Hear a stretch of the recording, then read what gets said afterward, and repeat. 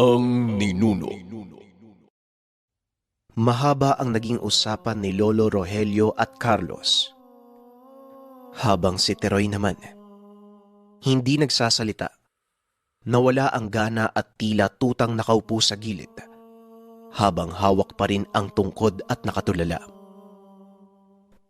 Samantalang ang dalawang matanda, bukod sa katandaan at pagpapasa ang pinag-uusapan, nabanggit ni Carlos ang patungkol sa mga gumagalang kriminal. Nakarating na ito sa Ayungin. Ayon sa mga taga doon, isa itong grupo na nangbabagat ng tao. Pinapatay at iniiwan na lang sa kung saan-saan ang bangkay. Sa takot ng mga residente, wala nang lumalabas ng tahanan mapa-araw man o gabi. Mukhang dinaanan ng dilubyo ang lugar. Bihira lang ang naglalakad sa kalye at kung meron man, importante lang ang sadya. Grabe ang kanilang pag-iingat. Hindi nag-iisa sa tuwing lumalabas at palaging may kasamang tanod. Pero malaking katanungan kung wala man lang nakakasupil sa mga ito. Maging ang mga kapulisan, naaalarma na at patuloy sa pagronda. Ngunit wala silang makitang bakas ng mga kriminal. Ayon sa sabi-sabi, nagmula ang mga kriminal sa San Carlos. Palipat-lipat lang ng lugar. Sa oras na maalarma na ang mga tao ay kagad silang lilipat. Maiging pinag-aaralan ang mga bangkay na natatagpuan sa ibang lungsod. Baka merong atraso o hindi kaya naman nagpupuslit ng droga. Baka pakana ito ng gobyerno para mapadali ang paglipon sa mga salot sa lipunan. Ngunit ayon sa pagsusuri, hindi naman. Mga karaniwang tao lang at kadalasan pa mga bata ang biktima. Ang masaklap, wala na itong dugo sa katawan. May buta sa bandang leeg at mukhang inimbal sa mong bangkay. Nang mga sandaling iyon, wala pa namang nabiktima sa lugar ng Ayungin. Pero meron ng kamuntikan. Mag-ina na hinarang ng mga kalalakihan sa lugar. Nakatabon ang muka at may bitbit na mga sandata. Hindi baril, kung hindi iba't ibang uri ng patalim at tubo. Sa duda ko, hindi kaya pag-aalay ang sadya ng mga kriminal. Alay doon sa tinatayong gusali. Malamang napagutusan lang yung mga yan eh. Dugo lang ba ang nawawala? Tanong ni Lolo Rogelio. Ayon kay Carlos, yun din ang duda niya. Sapagkat pinaniniwalaan na ang dugo ng tao ang pinakamabisang alay upang ihalo sa pagpapatayo ng establishmento. Pampahatak ito ng swerte at bukod pa dyan, titibay ang itinatayong gusali o anumang proyekto kagaya ng tulay. Hindi sila natutugis, tama? Tignan natin sa oras na makarating sila sa lugar. Pero bueno, malalim na ang gabi. Uuwi na ako, Carlos. Mukhang iiyak na tong katabi ko eh. Ano na, Dong? Wala na bang lamok? Kanina ang dami mong reklamo. Tapos nang aalas ka pa. Pero ngayon nagbumukbok ka dyan. Nilalamig ka ba? Abe, teka Gaber. Baka naman nilalagnat ka sa mga narinig mo. Uy, hindi naman mainit eh. Pangaasar ni Lolo Rogelio. Hindi naman nagsalita ang bata, ngunit yamot ang itsura. Samantalang nagmungkahi naman si Carlos na doon na lang magpaumaga. Bukas ihahatid sila ni Noah. Pero umiling si Lolo Rogelio. Sinabing may kailangan pa siyang gawin mamayang madaling araw. Oo nga pala, nakalimutan ko. Hindi pa pala nawawala sa iyo ang paggising ng 3:00 ng madaling araw. Napakatikas mo pa rin ah. Talagang nakakabangha ka, Rogelio. Wika ni Carlos. Nang mga sandaling ito nabati ang atensyon ng bata. Bagaman tahimik, ngunit nakikinig siya sa pinag-uusapan ng dalawa. Naguluhan si Teroy kung bakit gumigising si Lolo Rogelio sa madaling araw. Wala namang ibang pumasok sa isipan kung hindi ang kalokohan ng matanda. "Lolo, naninilip ka sa madaling araw, no?" Wika ni Teroy. Dito napapikit na lang ng mga mata ang dalawang matanda at nagpipigil ng tawa. Hoy! Ano ka ba naman sa gwapo kong to? Hindi ako maninilip. Hindi ko gawain yan. Halika na nga, umuwi na nga tayo. Sige na, Carlos. Hanggang sa susunod nating pagkikita. Siguro may mga tao pa naman dyan sa labas eh. Wika ni Lolo Rogelio. Nagsimula na silang umalis sa lugar. Binagtas ang napakadilim na sagingan. Sa pagkakataong ito, nakahawak na sa kamay ng matanda si Teroy. Hinayaan lang naman ni Lolo Rogelio ang bata. Ramdam niya ang panginginig ng kamay nito. At ang bastong bitbit ni Teroy, nakaamba sa pagpalo. Hanggang sa nakarating sila sa mahaba at diretsyong daanan. Puno ng palay ang paligid. Nakakarinig si Teroy ng mga kakaibang huni ng ibon na sumasabay sa ihip ng hangin. Kaya mas humigpit ang hawak niya sa matanda. Natutuwa na si Lolo Rogelio ng mga sandaling iyon. Ngunit naudlot na may maramdamang kakaiba sa paligid. Huminto ang matanda at hinila si Teroy. Napasigaw naman ang bata sa ginawa ni Lolo Rogelio. "Lolo, sabi ko naman po sa inyo, huwag akong gugulatin eh." Wika ni Teroy. Hindi kita ginulat. Talagang duwag ka lang. Huwag kang maingay. May pinapakiramdaman ako. Wika ni Rogelio sabay tapik sa bibig ng bata. Hindi naman nagsalita si Teroy at mabilis na inikot ang tingin sa lugar. Habang nangyayari iyon, kinuha naman sa kanya ni Lolo Rogelio ang baston. Tumayo ng maayos ang matanda at nakita ni Teroy na nakasimangot ang muka habang nakatingin sa maliit na burol sa unahan. Nanlaki ang mga mata ni Teroy. Bagaman madilim, pero naaaninag niya na tila may nakatayong tao sa ibabaw ng burol. Halata sa posisyon nito na nakatingin sa kanila. Napatanong si Teroy kung bakit seryoso ang muka ng matanda. Pero hindi nagsasalita si Lolo Rogelio. Nanatili lamang itong nakatayo at unti-unting naninigas ang kamay.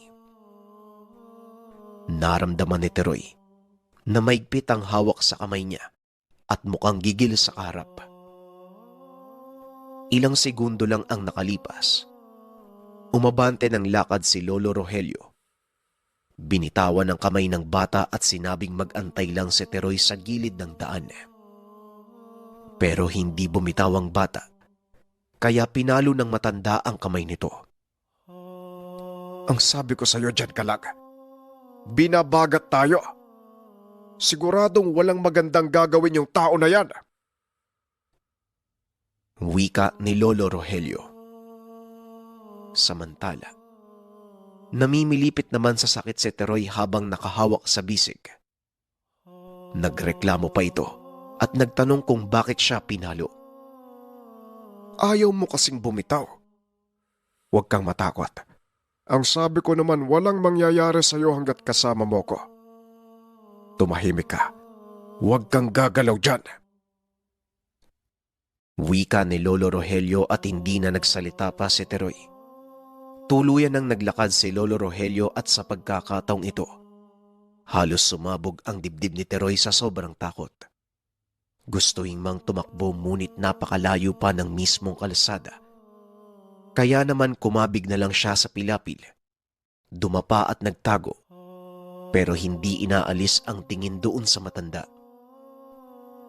Hanggang sa napansin niya na pababa na yung tao sa burol at halatang sasalubungin ang lolo. Nanlaki ang mga mata ni Teroy dahil bigla na lang huminto si Lolo Rogelio. Inangat ang baston habang nakaduro sa taong paparating. Unti-unting naglakad papalapit si Teroy, hanggang sa tuluyan niyang makita ang mukha ng tao. Hindi nakagalaw ang bata sa sobrang kilabot. Napakapangit ng mukha. Walang damit pang itaas. Napakaraming bukol sa mukha. Nanlilisik ang mga mata at bigla na lang dumipa ang kamay. Nang ilang distansya na lang ang layo sa lolo. Hindi na alintana ng bata kahit nababasa na ang salawal na umaagos sa tubig kanal. Hindi lang siya makita ng tao. Pinagmasdan niyang maigi ang gagawin nito. Habang si Lolo Rogelio naman, nakaduro pa rin ang baston ng mutya ng 17 ahas. Naririnig ni Teroy ang kakaibang hangos ng tao. Tila angil ng kung anong hayop at hinahamon si Lolo Rogelio. Talagang hindi ka pa rin nadadala, Abol. Mabuti nga binuhay pa kita eh. Ngayon uulit ka pa rin sa pagtatangka sa buhay ko. Wika ni Lolo Rogelio. Sumagot naman ang tao. Medyo gasgas ang boses pero naiintindihan ni Teroy. Ang sabi nito, siya ang puputol sa legasiya ni Lolo Rogelio. Dagdag pa nito, hindi niya mapapalampas ang pagpatay sa kapatid niya. Yun ang malaki mong pagkakamali. Dapat hindi mo ko binuhay. Dahil sa pagpatay mo sa kapatid ko, hindi ako matatahimik hanggat hindi kita napapatay. Kahit mamatay ka sa katandaan, huhukayin kita kung saan ka ililibing. Patuloy kong pahihirapan ang katawan mo kahit hindi mo na mararamdaman. Wika ni Abul. Ano bang sinasabi mo dyan? Hangal ka! Binalaan ko ang kapatid mong aswang. Binuhay ko siya nang mahuli ko. Inaswang niya ang isang pamilya at kamuntikan pang mamatay yung bata. Sinabihan ko si Doloria na wag nang uulitin pero wala eh. Napakatigas ng ulo kagaya mo. Sa oras na pagtangkaan niya ang buhay ko o kahit buhay ng ibang tao, nilagyan ko ng sumpa ang katawan niya. Unti-unti siyang mamamatay kapag hindi siya sumunod. Binigyan ko siya ng pagkakataong magbago, pero gumawa pa rin siya ng kasamaan. E di yun, parang kahoy na inanay ang katawan hanggang sa namatay. Ano? Kasalanan ko. Sinabi ko pa nga sa kanya na pwede ko siyang pagalingin sa pagiging aswag, pero wala. Hangal si Doloria. Wika ni Lolo Rogelio. Kung hindi ka sana nakialam, kung hinayaan mo na lang sana kami, buhay pa sana ang kapatid ko. Tugon ni Abul. Ay nako, napakatigas ng ulo mo. Pangit ka na nga, ang hina pa ng utak mo. Anong gusto mo? Hayaan ko kayong pumatay ng mga tao. Tapos gagawin yung pagkain, tama ba yon? O siya, sige. Ang dami mo pang sinasabi, lumapit ka na. Nang makasama mo na yung kapatid mo. Tugon ni Lolo Rogelio. Nang mga sandaling ito, nataranta si Teroy at hindi na alam ang gagawin. Lalo na nang marinig na ang kaharap ay aswang. Nanatiling tahimik si Teroy. Nakikita ang unti-unting paglapit ng aswang kay Lolo Rogelio. Bigla na lang bumuelo ng lundag. Ganon na lamang ang pagkagulat ng bata. Nawala si Lolo Rogelio habang yung aswang naman dumiretso sa kapatagan. Gumulong sa lupa at nawala ng balanse. Inangat ni Teroy ang ulo at hinanap ang matanda. Hanggang sa ganon na lang ang pagtayo ng balahibo ng bata nang may kumalabit sa kanya. Ikaw pala, Lolo. Ginulat mo na naman po ako eh. Wika ni Teroy. Ano bang sinabi ko sa'yo? Di ba mag-antay ka lang? Kala ko pa naman may ibang aswang. Ikaw lang pala, sumisilip ka pa. Sige na, bumalik ka na doon. Wika ni Lolo Rogelio. Tumango si Teroy. Tumakbo ng mabilis at halos madapa pa. Paglingon sa likuran, wala na doon ang matanda. Pagtanaw niya sa aswang, wala na rin ito sa lugar. Panay padyak ng mga paa si Teroy ng mga sandaling iyon. Hindi na malaman ang gagawin. Hanggang sa nakarinig na lang ng pag-ungol si Teroy, umieko sa buong lugar. Tila nasa uluhan lang ng bata ang tunog. Hindi na nakapagpigil pa si Teroy at mabilis na tumakbo. Hindi na siya lumingon pa. Dumiretso na sa mismong kalsada. Ngunit tila may humahabol sa kanya. Yabag ng mga kabayo. Kaya mas binilisan pa niya ang pagtakbo. Wala na siyang pakialam basta makaalis lang sa lugar. Nang makarating sa may liwanag, dito siya huminto at inalam kung ano ba ang nakasunod. Pero wala siyang nakita kung hindi makapal na alikabok habang tinatamaan ng liwanag mula sa poste. Naganap ng bahay si Teroy.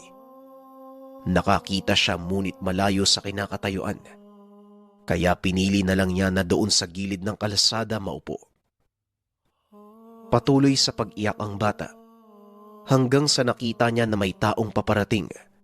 Mula ito sa kinaroroonan ni Lolo Rogelio. Pagtayo ng bata para malaman kung sino ito. Gumaan ang loob ni Teroy nang makita ang matanda. Nakasimangot ang mukha nito at halatang galit na galit. Nang makalapit si Lolo Rogelio ay pinitik nito ang tenga ni Teroy. Napakatigas ng ulo mo. Sinabing huwag kang aalis, talagang tumakbo ka pa. Mabuti na lang. Ay, naku talaga, oo. Halika na nga, umuwi na tayo. Wika ni Lolo Rogelio. Hindi kaagad nakapagsalita si Teroy.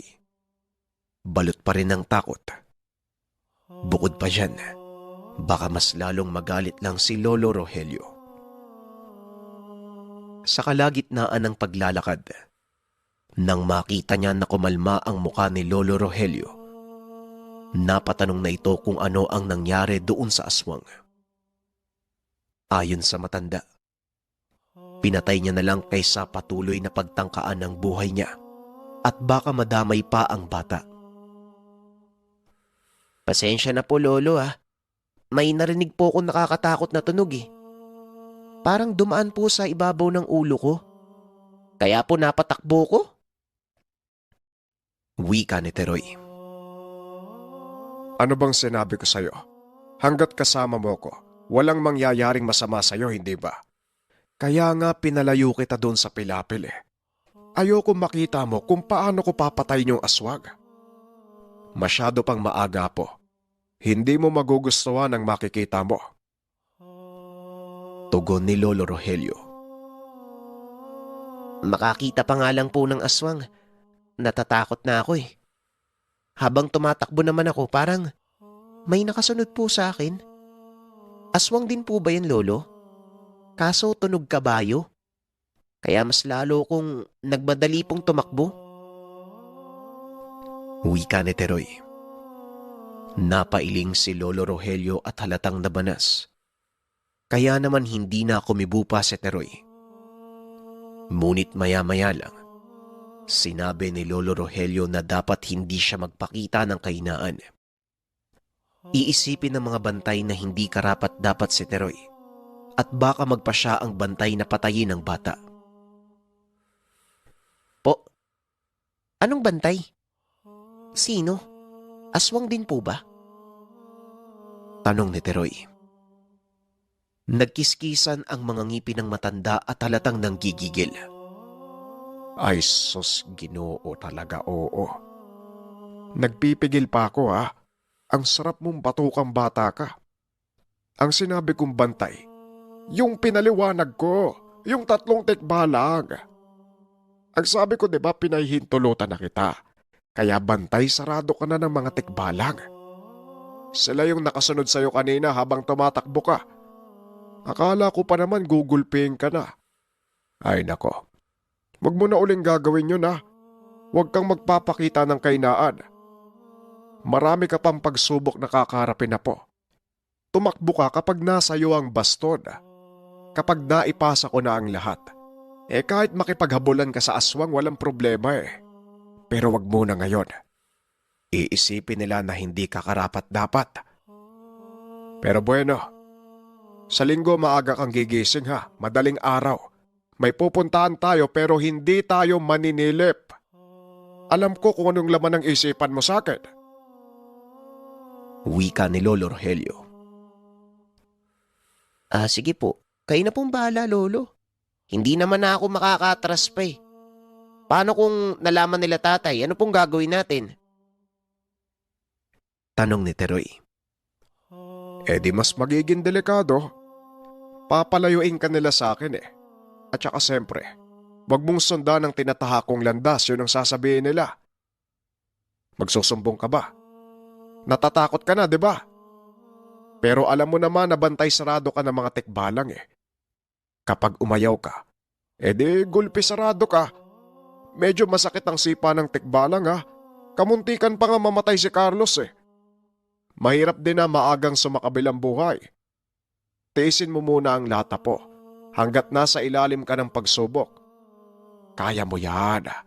Malakas kang mang-Alaska, di ba? Wika ni Lolo Rogelio. Kayang-kaya po. Gusto ko pang lumaki ano? Ang hirap naman ito. Dapat pala hindi na lang ako sumama sa iyo eh. Hinawakan ni Lolo Rogelio ang ulo ng bata. Hindi na nagsalita pa ang matanda. Ipinaramdam niya na nagtitiwala siya kay Teroy.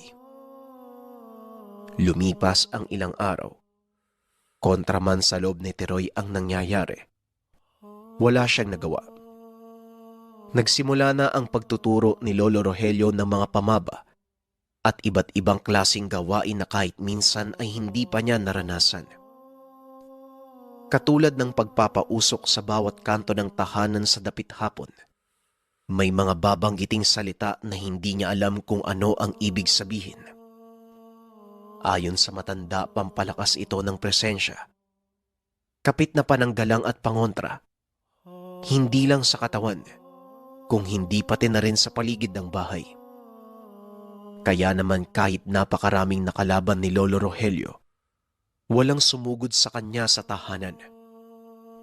Maliban na lang kapag nasa ibang lugar, may bakod espiritual ang paligid ng bahay na dahilan kung bakit hindi magawang makalapit ng masamang elemento lalo na ang aswang.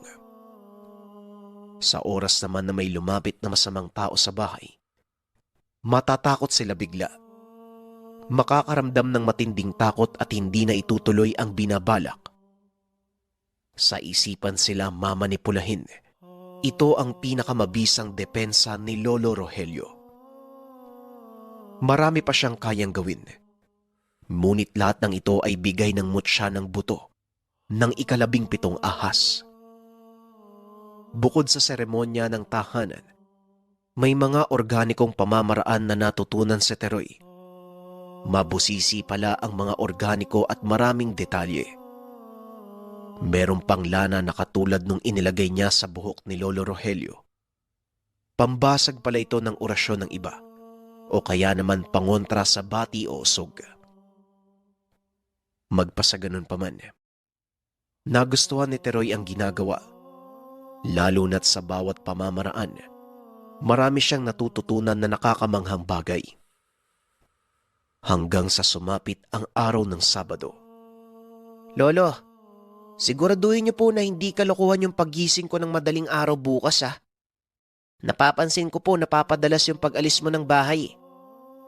Panay, sipat ka pa sa kapitbahay oh. Yung may dalagita. Wika ni Teroy. Nang mga sandaling ito ay kasalukuyang nagsasaing sa abuhan ng matanda. Bigla itong napatingin kay Teroy at nakasimangot ang muka. Ano ka mo? Gabi-gabi? Hindi kaya? Kagabi lang yun eh. Kung malapit ka lang sa akin, nahampas kita ng sandok eh. Dumaan lang ako, may binili lang. Tinignan ko lang saglit eh. Wika ni Lolo Rogelio. Ay, sus! Kunyari ka pa eh. Sumisit-sit ka nga. Kala mo di ko narinig. Tugon ni Teroy. Abay, hindi ah. Walang sumitsit. Oy, may sorbetes ah. Gusto mo ba? Ililibre kita. Tugon ng lolo. Ay, sus! Huli ka na eh. Mabilis pa sa pusa pag naglihis ng usapan. Sorbetes kagad? Ay naku, hindi ka makakawala sa akin, lolo. Wika ni Teroy. Paglapit ng matanda, kumaripas ng takbo si Teroy. Pero habang nangyayari ito ay tawa pa rin ng tawa ang bata. Patuloy lang sila sa pagkukulitan. Pero hindi naman pikon si Lolo Rogelio. Magkasundo ang dalawa, kalokohan man o pagiging seryoso. Tila pinagbiyak na bunga ang dalawa. Hindi naman nag-aalala ang mga magulang dahil mukha namang masaya si Teroy kasama ang matanda. Kinagabihan, bitbit ng bata ang banig at unan papunta sa tahanan ng matanda. Doon ito matutulog sapagkat maagang gigising. Kasalukuyan namang nasa harap ng lamesa si Lolo Rogelio habang may lamparang nakalambitin sa ibabaw. Nakasalamin ang mata at may binabasa na tila maliit na libreta. Habang hinahanda ng bata ang mahihigaan, nagtataka ito dahil kakaiba ang anino ni Lolo Rogelio na tumama sa dingding. Hindi tao, tila sumasayaw na ahas. Tinitigan ito ni Teroy. Kinipat ang mga mata at siniguradong hindi guni-guni lang. Ngunit hindi nagbabago ang nakikita. Nako apo, mamaya tuklawin ka dyan, hindi ka gumagalaw. Wika ni Lolo Rogelio. Hindi naman nagsalita ang bata. Salip ay sobrang namangha ito. Kagad niyang naisip na baka dahil iyon sa mutya ni Lolo Rogelio, kaya gano'n na lang ang nalabas na anino sa matanda. Pero maya-maya lang, nagsalita na si Teroy. Lo, paano po yun nangyari? Ayun ba? Lumalabas yan sa tuwing nagdadasal ako. Minsan nga kahit sa labas ng bahay eh. Pero hindi naman nahahalata ng mga tao. Ikaw lang sigurong nakakita. Kung sa bagay. Malakas kasi yung kuryosidad mo eh. Nga pala, inihahanda ko lang yung gagawin mamayang madaling araw. Nakalimutan ko ang ilang pamaba. Basta, ano man ang mangyari huwag kang tatakbo. Maging matatag ka. At kung ano ang makikita mo, huwag mong titigan sa mata. Maliwanag ba? Wika ni Lolo Rogelio. Nakakatakot po ba yan? Abisuhan niyo naman po ko, Lolo, kung ano yung makikita mo. Kinakabahan na naman ako sa iyo eh. Wika ni Teroy. Hindi pwede, apo. Sorpresa. Para mas makita ko ang tapang mo.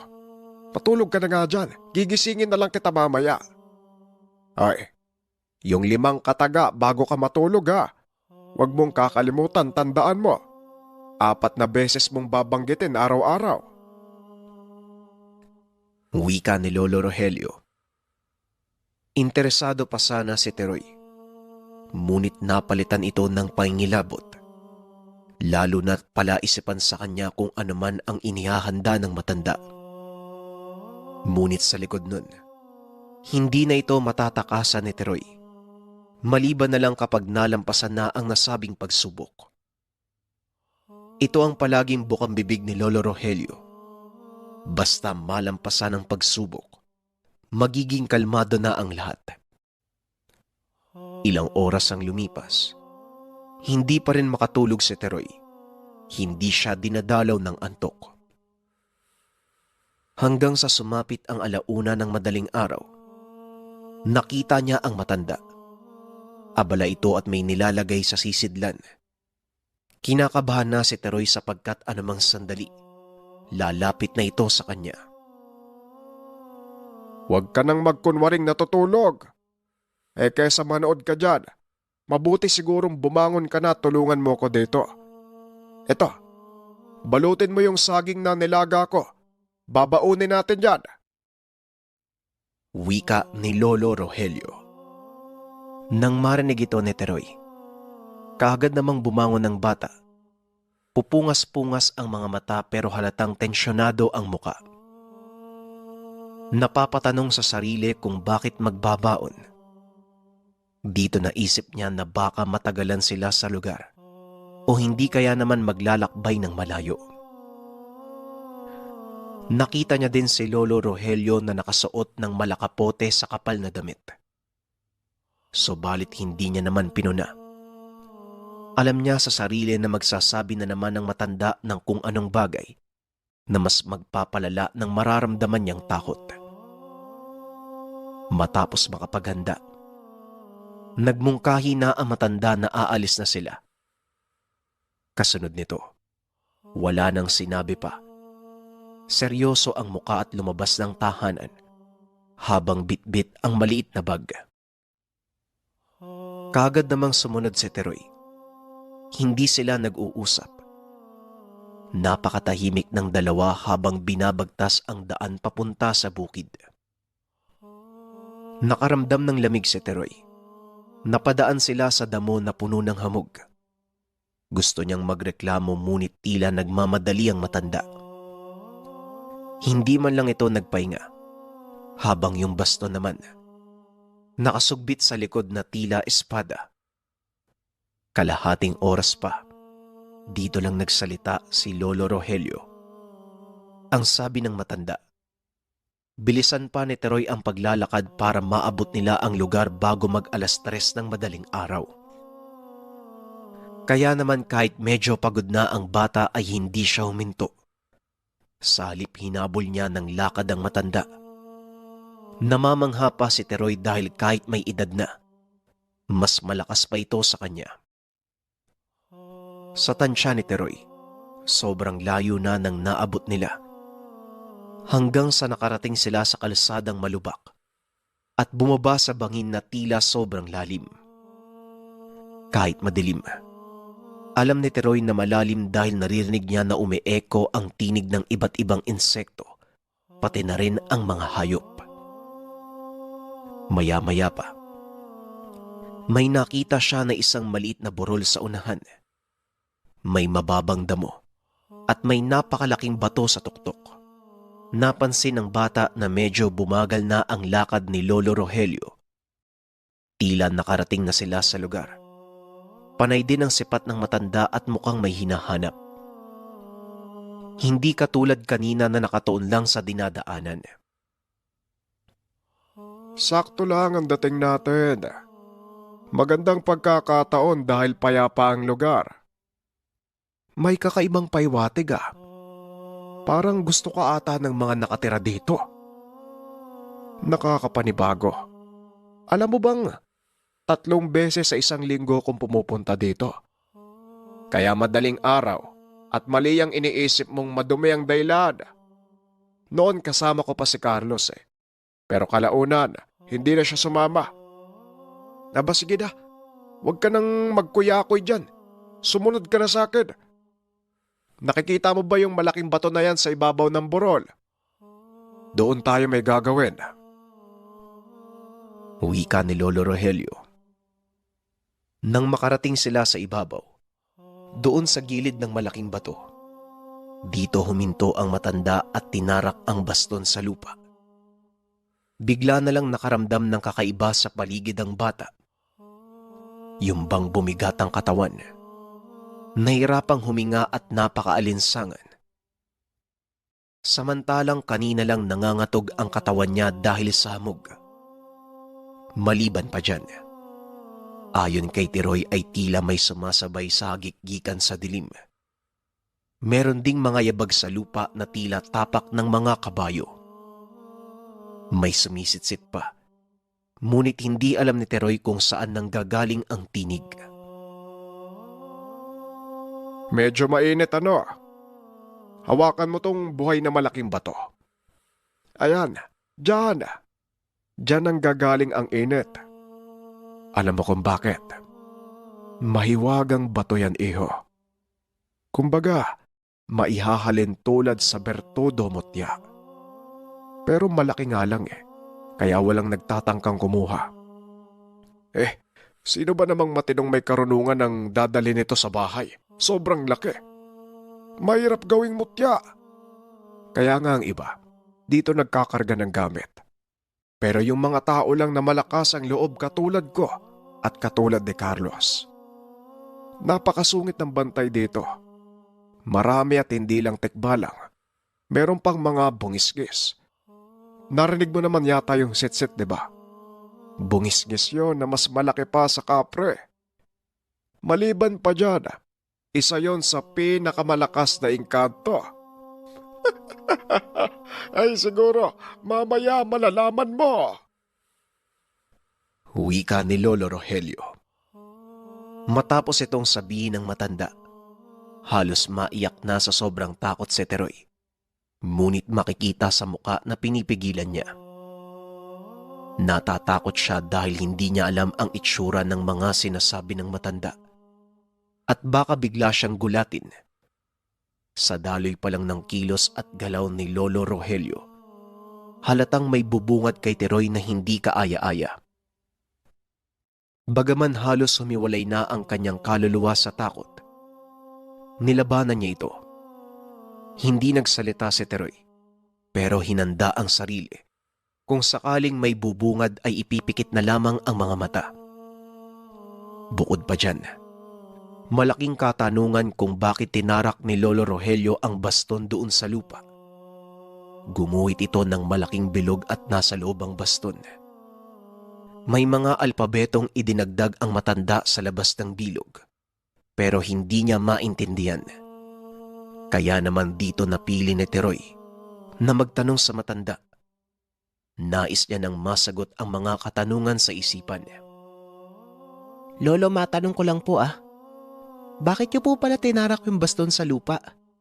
At saka, ano pong ibig sabihin ng mga nakasulat? Tanong ni Teroy. Ngumiti lang ang matanda at sinabing malalaman din niya maya-maya lamang. Dagdag pa nito, huwag muna siyang istorbohin dahil nag-uusal siya ng pamaba. Baka malihis at magkamali siya sa ginagawang proseso. Matapos nun, inikot ng paulit-ulit ni Lolo Rogelio ang malaking bato at sinasama niya si Teroy. 5 beses nila itong ginawa at saka huminto. Nagmungkahi si Lolo Rogelio na pumasok si Teroy sa bilog at umupo sa lupa habang nakahawak sa baston. Nagtataka man ang bata, ngunit sinunod niya ang lolo. Umupo ito sa gitna at hinawakan ang baston. Nakaramdam ng tensyon si Teroy. Nang mga sandaling ito nakikita niya na ang mga nakakatakot na nilalang. Kita sa mukha niya ang pagkabalisa. Samantalang si Lolo Rogelio naman, umikot ng 1 beses sa bilog. At habang nangyayari ito, napansin niya na bumubuka ang bibig ng matanda, pero wala namang lumalabas na boses. Maya-maya pa, inilabas na ni Lolo Rogelio ang lahat ng laman ng bag. May laman itong iba't ibang klase ng tangkay. May bote at mga dahon na hindi niya matukoy. Ilang segundo lang, pumasok na rin sa bilog na guhit ang matanda. Hanggang sa may dinurog ito sa kamay, sabay saboy sa kabuuan ng bilog. Dito biglang napaiyak si Teroy. Ano po? Natatakot ka ba? Tanong ni Lolo Rogelio. Hindi po, no? O hindi naman pala bakit parang iiyak ka? Ngayon lang to. Ito na ang huling pagsubok. Kasi po, maanghang po yung mata ko sa sinaboy nyo. At saka masakit po sa ilong Sino ba namang hindi maiiyak, Lolo? Tugon ni Teroy. Dahil dito, hindi na mapigilan ni Lolo Rogelio na matawa. Kaya pala panay punas ito sa mata dahil sa apog at matatapang na halaman na ginawa niyang pulbo. Nakalimutan kong sabihin na pumikit ka. Pasensya ka na dong ha. Sige, pagkatapos nito, ibibili na lang kita ng sorbetes. Ay nako, bakit kung haba nakalimutan niya no? Wika ni Lolo Rogelio na tila may halong pangasar. Matagal ko na po itong pinagandaan, Lolo. Hindi nga ako nakatulog sa kakaisip dahil sa takot eh. Panay po ako ng dasal. Pagkatapos pinagtatawanan niyo lang naman po ako. Hindi magandang biro yan, Lolo ah. Tugon ni Teroy. Tatayo na sana ang bata at lalabas ng bilog. Ngunit naudlot ito nang makita ang ubod na pangit ng nilalang. Malaki at halos 3 tao ang taas. Makisig pero nakausli ang tiyan. May ulo na iisa lang ang mata. Habang yung bibig naman, halos umabot sa tenga sa sobrang laki. Mabuti siguro. Bumalik ka sa kinauupuan mo. Huwag kang bibitaw sa baston. Huwag ka nang matulala dyan. Huwag mong antayin habulutin ka niyan. Sa oras na lumabas ka, dudurugin ka ng higanteng niya na parang kamatis. Ayan, dyan ka lang. Huwag mong tititigan sa mata. Akala mo katuwaan to ah. Hindi. Diyan ka lang. Manatili kang nakaupo. Wika ni Lolo Rogelio. Tila nabuhusan ng malamig na tubig si Teroy. Nakayuko lang at hindi inaangat ang tingin. Habang nangyayari ito, makikita sa katawan ng bata ang panginginig. Maya-maya pa, narinig ni Teroy ang kalabugan sa lupa. Pag-angat ng tingin, nanlaki ang mga mata ni Teroy nang makita ang 3 nilalang habang nakatingin sa kanya. Nasa loob ang mga ito ng bilog. Taong may ulo ng kabayo. Mahaba ang buhok. Iba't iba ang kulay ng nilalang. May kayumanggi, itim, habang yung isa ay kulay putik at may malagintong buhok. Bukod pa dyan, hindi lang higante ang nasa labas ng bilog. Napakarami. May duwende pang tumatalon palibot sa bilog na para bang naglalaro ng habulan. Ayos lang titigan ng mga tekbalag. Totalang 3 yan. Gabay ng ating mutya. Sila ang sinabi kong 3 tikbalang na nagbabantay sa'yo. Pero huwag kang magkakamali ng titig sa ibang nasa likuran ha. Huwag mong titigan ng mga nasa labas ng bilog. Wika ni Lolo Rogelio. Ang laki naman po pala ng tikbalang. Sobrang nakakatakot po, hindi po ba yan nananakit? Itong nasa gilid ng malaking bato. Yung higanting mukhang galit. Tugon ni Teroy. Hindi nila tayo masasaktan hanggat nasa loob tayo ng bilog. At yung 3, si Itim, Yagi at si Putek, mula sa mga sandaling ito, hindi na sila banta sa buhay mo. Kaanib mo na sila. At ikaw ang titingalaing tagapangalaga ng mutya.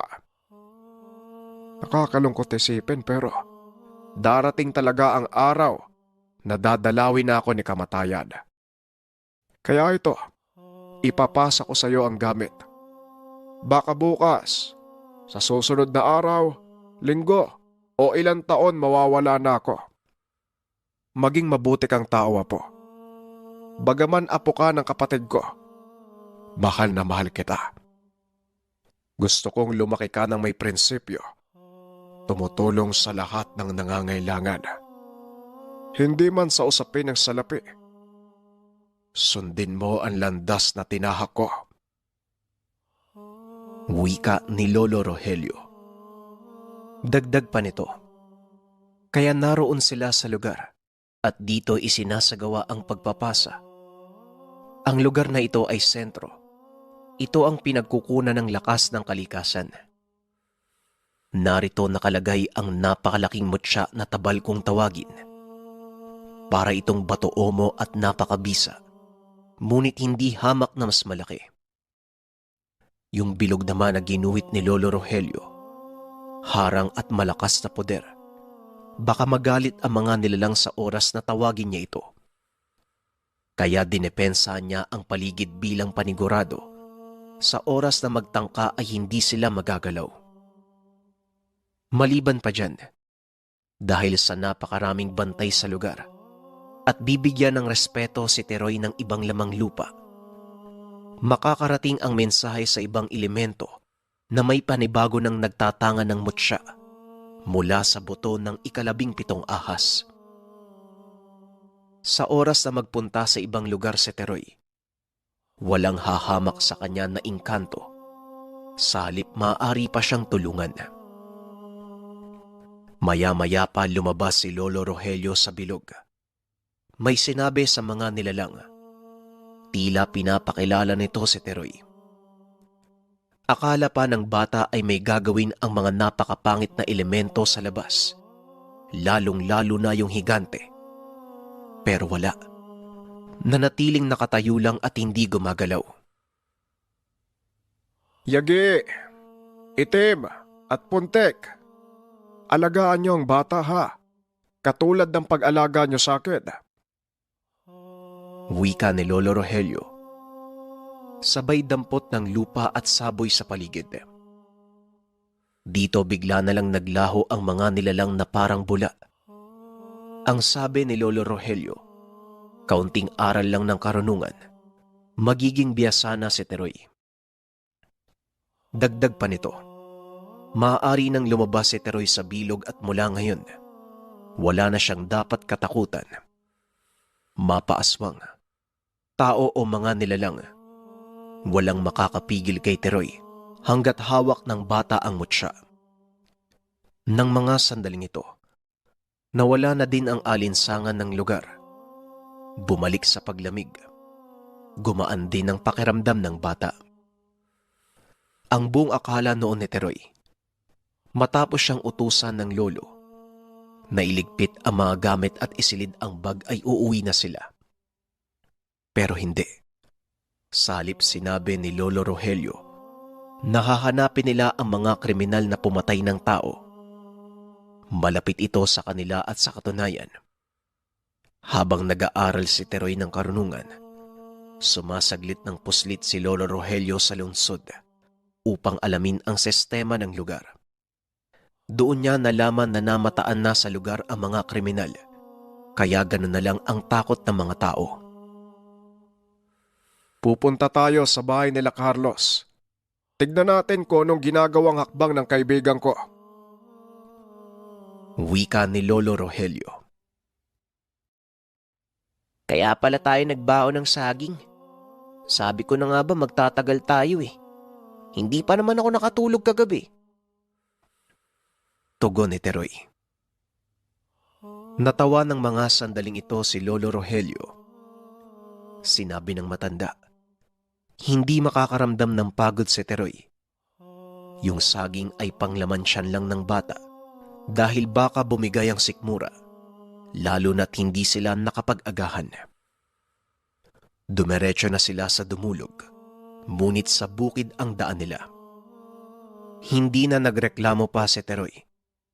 Tumangulang ito bilang pagsang-ayon, ngunit ng mga sandaling iyon, nasa kanya na ang mutya ng 17 ahas. Maraming salamat sa pakikinig ng ating kwento mga kabayan. Abangan pa natin ang mga susunod na kwento dito sa ating channel. At kung sakaling gusto nyong i-upload na natin kagad ang susunod na episode, comment nyo lang #upload mo na yan. Paalam.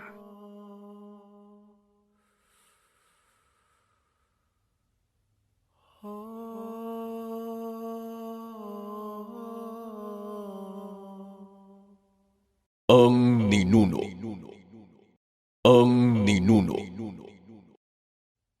Mahaba ang naging